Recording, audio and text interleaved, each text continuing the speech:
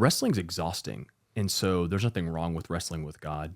But I think sometimes I don't want to pick a fight that I don't have to get into. Yeah. And so, I mean, it was 2.5 years from the time of that conversation to, hey, I feel like God's leading me. And so how that went down was during a season of prayer and fasting in our church. Our church takes the first 3 weeks of every year just to set aside some distractions and rid some things to get more of God in us, which we all need more than just in January. But it was in that moment where I heard from God directly to go be a part of the local church. And I've heard someone say, if you hear from man, go pray about it. If you hear from God, go do it. Yeah. Like, go obey.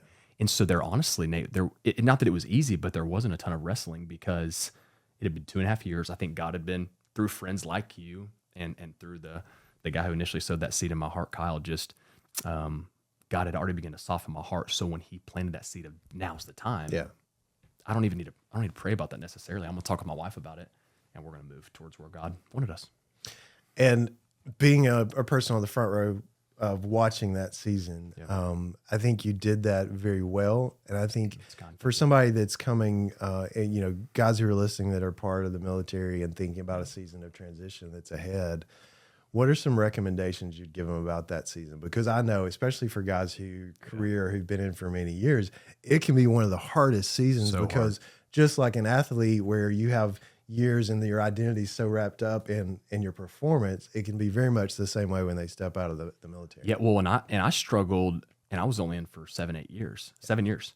And so there are guys who do a career in the Army. A career would be considered 20, and a lot of guys 25 years. I remember processing it with my wife, Caitlin, of, can you imagine if we'd done 20? I mean, it was so hard to leave. So I don't know that we handled it all well, but what I think is so important, and this is a biblical principle, to surround yourself with wise counsel.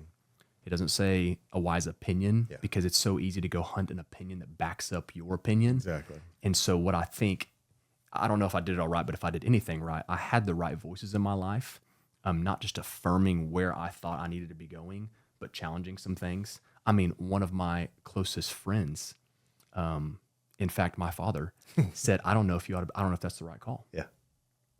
I mean, my dad is in my inner circle, my best friend other than my wife. And he said, make sure this is exactly where. So, I mean, it's challenging when your father, your role model is even making sure, and he did it for my good. And then as soon as we transitioned, all of those same friends then got on board. Hey, let's find a way to surround me. So having the right people makes all the difference.